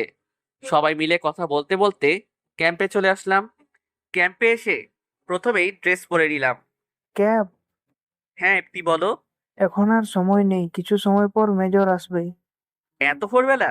হ্যাঁ, অন্যরা কোথায়? সবাই প্রস্তুত হচ্ছে। Give me 3 minutes. Okay. Ifti তাম্বুরার বাইরে যেতেই যতটা দ্রুত সম্ভব সবকিছু গুছিয়ে নিয়ে বাইরে আসলাম। টিমমেটদের সবাইকে একসাথে দেখে এক চিলতে হেসে বললাম, উই অল রেডি বয়েস। Yes captain. ক্যাপ মেজর যেতে বলছে। হ্যাঁ চলো। সেখানে আর দাঁড়িয়ে না থেকে সবাই মিলে মেজর স্যারের কাছে আসলাম। Welcome back captain. Thank you sir. চলো কর্নেলের কাছে। জি স্যার। মেজর স্যারের সাথে কর্নেল কাছে যেতে লাগলাম। কেমন কাটলো দিন? এই তো স্যার। পরিবার থেকে কিছু বলেনি বিয়ের দিন হুট করে হারিয়ে যাওয়ার জন্য? কম বেশি সবাই বলেছে, বাট স্যার ওটাই আমার জন্য একদম সঠিক সময় ছিল। জান্নাত কিন্তু অপমান করে, ভালোই করে। কত সুন্দর একটা উপায় পেয়ে যাও। সাথে থাকলে বুঝতেন স্যার। আর তোমাদের কি অবস্থা? বেকার বলে গার্লফ্রেন্ড গত পরশু ছেড়ে গিয়েছিল। বললে পারতে। বলার আগেই কল দিয়ে বললো তাড়াতাড়ি জব খুঁজতে। মেজর স্যারের সাথে কথা বলতে বলতে আসলাম। ভাবছেন মেজরের সাথে এমন করে কথা বলে নাকি? হ্যাঁ আমরা বলি, তবে শুধুমাত্র সিনহা স্যারের সাথে। সবার থেকে সিনহা স্যার একদম বন্ধুসুলভ। কম বেশি সব কথাই স্যারকে সবাই মিলে শেয়ার করি। স্যার নিজেও ওনার জীবনের মজার কথা আমাদের বলে হাসি খুশি রাখার চেষ্টা করে। কর্নেল স্যারের কাছে আসতেই সবাই দাঁড়িয়ে গেলাম। কেমন আছো সবাই? Good sir. মিশনের জন্য প্রস্তুত? Yes sir. Look this map. বড় একটা ম্যাপ টেবিলের উপর টান করলো। থানচি এবং নাফাকুম জলপ্রপাত থেকে দুটো নদী বেয়ে আসছে। এখান থেকে শুরু করে সোজা মিলিত হয়েছে শঙ্খ নদীতে। সেখান থেকে 300 মিটার দূরে অবস্থিত সাইডার প্রোডাকশনের জন্য পথ। তবে কোথায় কি আছে সেটা সবার অজানা, চাইলেও সেটা কারো জানা সম্ভব হয়নি। বাট লাস্ট টাইম যখন সবাইকে ধরতে যায় তখন কিছু নতুন ম্যাপ বলেছিল, তার মধ্যে অন্যতম প্রতিটা জায়গাতেই ট্যাঙ্ক আছে। স্যার, অন্য কোনো রাস্তা? না, তার কাছে যেতে শুধুমাত্র একটা মাত্র রাস্তা। অন্য দিক থেকে যেতে চাইলে তুমি বার্মাতে চলে যাবে, আর সেটা কখনো সম্ভব না। Okay sir. কর্নেল স্যারের সাথে অনেকটা সময় কথা বলার পর সবাই মিলে প্রস্তুত হতে লাগলাম। প্রয়োজনীয় সকল কিছু গুছিয়ে রেখে কিছু সময় প্র্যাকটিস করার পর রেস্ট নিলাম। এইভাবে একটা মাস পুনরায় প্রশিক্ষণ নিলাম। লাইফের সব থেকে ডেঞ্জারাস কিছু করতে যাচ্ছি, সময় তো অবশ্যই লাগবে। সন্ধ্যার সময় ক্যাপ মেজর ডেকেছেন। যাচ্ছি। স্যারের কেবিনে আসাতেই দেখলাম ফোনে কথা বলছে। স্যার, ক্যাপ্টেন নিলয় এসেছে, কথা বলুন। জেনারেল স্যার, কথা বলো। Okay sir. সব রকম হেল্প পাবে, আর শঙ্খ থেকে তুমি কারো হেল্প পেতে পারো, যদিও সেটা শুধুমাত্র তার উপর নির্ভর করবে। কে sir? Osman. Okay sir. Best of luck boys. Thank you sir. বেরিয়ে পড়ো। মেজর স্যারের কেবিন থেকে বের হয়ে বন্দুকের জন্য বেল্ট এবং বুলেট প্রুফ জ্যাকেট সবাই পরে নিলাম। 12 জন সৈন্য উড়োজাহাজে উঠে সবাই নিজ নিজ সিটে বসতেই উঠতে শুরু করে দিল। অনেকটা সময় যাওয়ার পর পাইলট প্রস্তুত হতে বলল। সবাই সবার বন্দুকে বুলেট তুলে নাও। বাট এখনো কেন? নিচে কোথায় কখন বিপদ লুকিয়ে আছে কে জানে। ফার্স্ট করো সবাই, আর সাথে নাইট ক্লাস পরে নিবে। Yes captain. আর কোনো কথা না বলে সবাই সবার বন্ধুকে বুলেট তুলে নিয়ে কপালে নাইট গ্লাস রেখে দিলাম, যখন তখন চোখে নামিয়ে আনা যাবে। উড়োজাহাজ থেকে সবাই নামার পর হাত দিয়ে ইশারা করে দেখালাম, এখন যাও। দেরি না করে দ্রুত চলে গেল। অন্ধকারের মাঝে দিক নির্দেশন কাটা দিয়ে কিছুটা পথ এগিয়ে যেতেই মনে হলো কিছু লোক আমাদের দিকে এগিয়ে আসছে। খুব তাড়াতাড়ি সবাইকে সাথে নিয়ে আড়ালে গিয়ে নাইট গ্লাস পরে নিলাম। প্রায় 2 মিনিট পর দেখলাম 3টা লোক হ্যারিকেন দিয়ে হেঁটে যাচ্ছে। আমাকে কিছু না বলেই আবরাব ইফতি গিয়ে বন্দুক দিয়ে তাক করতেই 3জন জোরে কথা বলল। মুহূর্তের মধ্যে অনেকগুলো লোক এসে হাজির হলো। আমাদের মতো ওদের হাতেও বন্দুক ছিল। কে তোরা? আমরা সবাই বাংলাদেশ আর্মি, এখানে মিশনে আসছি। তাহলে এখানে কেন? সাইদ নদীর উপরে আছে। আমি ওসমানের সাথে কথা বলতে চাই। চলো। আগে থেকে কিছুটা আন্দাজ ছিল ওগুলো ওসমানের লোক হবে। ভাইয়ার থেকে ওসমানের সম্পর্কে কিছুটা জানার পর বুঝেছি সাইদ এবং ওসমান গোর শত্রু, তাই একটু হলেও সে আমাদের হেল্প করতে পারে। প্রায় 10 মিনিট হাঁটার পর একটা গুহার মধ্যে এসে পড়লাম। আবার বাংলাদেশের আর্মি মরার জন্য এসেছে? ওসমান, তুমি চাইলে আমাদের হেল্প করতে পারো। তোমার নিজের পরিবার সহ এখানকার সবার পরিবার সাইদ কেড়ে নিয়েছে। তুমি জানলে কি করে? একজন সৈন্য চাইলে সবকিছুই জানা সম্ভব। এর আগে তো কখনো এটা কেউ বলেনি। বাট আজ আমি বললাম। রাতের বেলা ওদের সাথে যুদ্ধ করে পেরে ওঠা অসম্ভব। তো কখন যাচ্ছি? কাল। ততক্ষণ তোমরা সবাই বিশ্রাম করো। ওসমানের কিছু লোক আমাদের গুহার মধ্যেই একটা গৃহ আছে, সেখানে নিয়ে আসলো। ক্যাপ, তুমি জানতে কি ওরা ওসমানের পরিবার কেড়ে নিয়েছে? ভাইয়ার থেকে কিছু কথা শুনেছিলাম। ভাই জানে এসব? হ্যাঁ, বাট শুধু জানে আর্মিতে আমি আছি, তুমি না। গুড। সো সবাই বিশ্রাম করো। আর কোনো কথা না বাড়িয়ে সবাই সবার পজিশন মতো বসে আছে। আবার কেউ শুয়ে। গৃহ থেকে বের হয়ে ওসমানের কাছে এসে অনেক রাত অবধি কথা বলার সবাই ঘুমিয়ে গেলাম। পরের দিন মিশন 1। এই আর্মি বাহিনী, সবাই রেডি হয়েছো? আমরা তোমার মতো না, রেডি হতে 20 মিনিট সময় ব্যয় করব। তুই বেশি কথা বলিস। কিছুই তো বলিনি। হেই স্টপ! ওসমান, তুমি যে গতকাল ম্যাপ দেখালে সেই অনুযায়ী কি যেতে হবে? হ্যাঁ ক্যাপ, আমার মনে হয় মিশনে এই সময় যাওয়া ঠিক হবে। দিনের বেলা সবাই অ্যালার্ট। বাট রাতের থেকে এখন উপযুক্ত সময়। কিভাবে? গেলেই বুঝতে পারবে। সবাই মিলে ওসমানের নৌযানে শঙ্খ নদী পার হয়ে উপরে গেলাম। রাতে ওসমানের সাথে থেকে এই পারে সব ম্যাপ দেখেছি। আমার মনে হচ্ছিল উঁচু স্থান থেকে তাকে আক্রমণ করলে ভালো হবে। আমাদের ভাগ হতে হবে। কয়টা গ্রুপ? 4টা। এক্সাম্পল? 3জন করে ভাগ হয়ে লুকিয়ে লুকিয়ে দেখতে হবে। যখন আমি বলবো তখন সবাই আমার কাছে চলে আসবে। Yes captain. আমাকে না বলে একজনও ফায়ারিং করবে না। ওকে। গো। 12 জন সৈন্য ভাগ হয়ে গেল। আমি, মাহি আর পাল মিলে ওসমান এবং তার দলের সাথে এগিয়ে যেতে লাগলাম। কিছু সময় যাওয়ার পর ওসমান আমাদের থামতে বলল। কোনো সমস্যা? সামনে কিছু পাহারাদার। সবাই অ্যাক্টিভ থাকো, সামনে প্রোটেকশনার আছে। কানা থাকা ইয়ারফোন দিয়ে অন্য 3টা গ্রুপকে বললাম। ওকে ক্যাপ্টেন। সামনের দিকে এগিয়ে যেতেই ওসমান ফায়ারিং শুরু করে দিল। আতঙ্কা এমন করবে ভাবতেই পারিনি। শত্রুদের 2জন মারা যেতেই পাল্টা ফায়ারিং শুরু করলো। কোনো উপায় না পেয়ে সবাই লুকাতে বাধ্য হলাম। উঁচু ঢিলার পিছনে থেকে বললাম, ওসমান এসব কেন? ওদের দেখে আমার রাগ কন্ট্রোলে থাকে না। তাই বলে এমন? হ্যাঁ। বয়েস, সবাই বন্দুকের সাথে সাইলেন্ট স্লাইড লাগাও। ক্যাপ, ওরা কি আক্রমণ করেছে তোমাদের? হ্যাঁ, যেটা বললাম সেটা করো। ওকে ক্যাপ্টেন। কাঁধ থেকে হাত সরিয়ে সবাইকে ইশারা করে বললাম ফায়ার করতে। এক মুহূর্ত দেরি না করে সবাই ফায়ার শুরু করে দিল। যখন দেখলাম জঙ্গি দল একজোট হয়েছে, তখনই গ্রেনেড বের করে ছুড়ে দিতেই সব শান্ত হয়ে গেল। সবাই যেন একটা হাফ ছেড়ে বাঁচল। লক্ষ্য করে দেখলাম ওসমানের দলের মধ্যে কেউ কেউ গুরুতর আঘাত পেয়েছে। তোমরা ফিরে যাও। ঠিক আছে। ওসমানের কথাতে আঘাত পাওয়া ব্যক্তিদের সাথে আলাদা করে আরো 2জন চলে গেল। সামনের দিকে এগিয়ে গিয়ে গ্রুপের সাথে মিলিত হলাম। কিছু পেলে? না, বাট কয়জনকে পালিয়ে যেতে দেখেছিলাম, তাই কোনো উপায় না পেয়ে ফায়ার করেছি। ভালো করেছিস, তা না হলে সাহিদ জেনে যেত। হয়তো খুব তাড়াতাড়ি জেনেও গেছে। সামনে যাওয়া যাক। সবাই মিলে আস্তে আস্তে এগিয়ে যেতে লাগলাম। এখানে পায়ে পায়ে বিপদ, কখন কি হয়ে যায় সব অনিশ্চিত। খানিকটা পথ যাওয়ার পর ওসমান আমাদের সবাইকে উদ্দেশ্য করে বলল, আর একটু সামনে গেলে বোঝা যাবে আমরা পাহাড়ের উপরে আছি। কিন্তু সাইদ যদি আমাদের এই অবস্থায় দেখে ফেলে, তাহলে ট্যাঙ্ক দিয়ে হামলা করবে। সেটার জন্য অন্য কিছু আছে। ক্যাপ, ওদের আসতে বলো। সামনের দিকে যেতে যেতে পাইলটকে নক দিলাম। কোথায় তোমরা?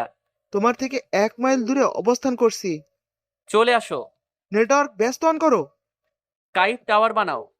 ওকে। আরো একটু এগিয়ে গিয়ে ওসমানের কথার মান বুঝলাম। যেটা বলেছিল সেরকমই। আমাদের কোনো কথা না বলে আগেরবারের মতো এখনো ওসমান এবং ওর দলের সব মেম্বার ফায়ারিং শুরু করলো। মেজাজটা এত পরিমাণে খারাপ হচ্ছিল যা বলে শেষ করে বোঝানো যাবে না। ওসমান, এটা কি করলি? অলোক, তোমরা রেডি? হ্যাঁ, তোমাদের বলছি 100 মিটার সামনে এগিয়ে গিয়ে গ্রেনেড মারো। ওকে ক্যাপ্টেন। জঙ্গিদের বিপরীতে আমরা নিজেরা গুলি করেছিলাম। সামনের দিকে এগিয়ে গিয়ে আড়াল থেকে কয়েকটা শুট করে হেড কিল করি। সামনের দিকে এগিয়ে যাওয়ার আগেই উপর থেকে গ্রেনেড পড়তে শুরু করলো। আবু সাইদ হয়তো ভাবতেই পারেনি এমনটা হবে। অল্প একটু সময়ের মাঝেই সবকিছু তছনছ হয়ে গেল। আড়াল থেকে বের হয়ে সামনের দিকে যেতেই বুলেট এসে শরীরে লাগতেই আবারও আড়ালে চলে গেলাম। বুলেট প্রুফ বেলটা পরার জন্য কিছু হয়নি। আড়াল থেকে জঙ্গি দুটোকে মেরে অলোককে নক দিলাম। অলোক, কোথায় তোমরা? চলে আসছি। এত তাড়াতাড়ি যাওয়ার মানে কি? Sorry cap. আবার গ্রেনেড মারো এসে। Sorry cap. আড়াল থেকে বের হয়ে পিছুপা হয়ে টিমের কাছে চলে আসলাম। আমাদের ফিরে যেতে হবে। But cap. কোনো কিন্তু না আমিন, ওই মাস্ট গো। ওকে। ওসমান, তুইও চল। সবাই মিলে ফিরে আসলাম, সেটাও মিশন ফেল হয়ে। ওসমানের গুহাতে এসে বেল্ট খুলে পাগলের কাছে গেলাম।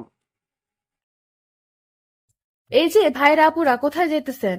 ভিডিও দেখেই চলে যাবেন সেটা তো হবে না, আমাদের চ্যানেলটা সাবস্ক্রাইব করতে হবে। তো তাড়াতাড়ি আমাদের চ্যানেলটা সাবস্ক্রাইব করুন আর নেক্সট পার্টের জন্য অপেক্ষা করুন।